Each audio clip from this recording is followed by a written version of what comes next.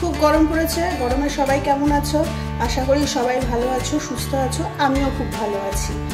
তো আজকে নিয়ে এসেছি পটলের একটা নতুন রেসিপি।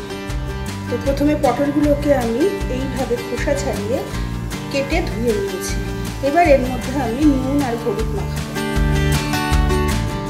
এবার আমি তেল দিয়ে দেবো।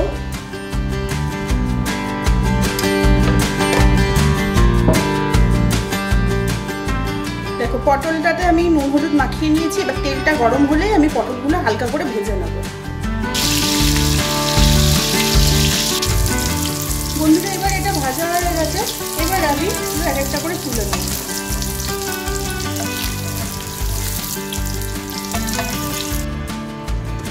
এবার আমি তেলের মধ্যে বেটে রাখা পোস্তটা দিয়ে দেব। এবার এর মধ্যে আমি পরিমাণ মতো নুন আর একটু লঙ্কার গুঁড়ো, এটা কাশ্মীরি লঙ্কার গুঁড়ো দিব।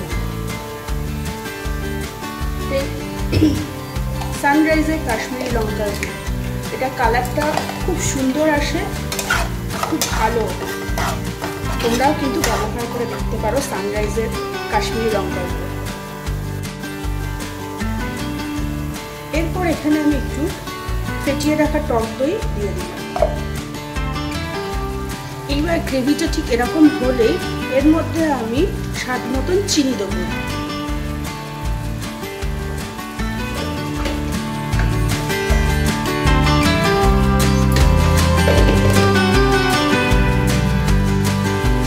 এবার এর মধ্যে ভেজে রাখা পটলগুলো দেবো আর তার সাথে লঙ্কাও দেবো।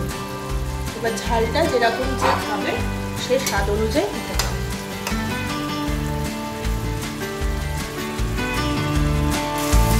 ফাইনালি এটা আমার রেডি হয়ে গেছে। যদি ভিডিওটা ভালো লেগে থাকে কমেন্ট কিন্তু অবশ্যই করো। তো সবাই ভালো থেকো, সুস্থ থেকো। আবার দেখা হচ্ছে পরের ভিডিওর সাথে। টাটা।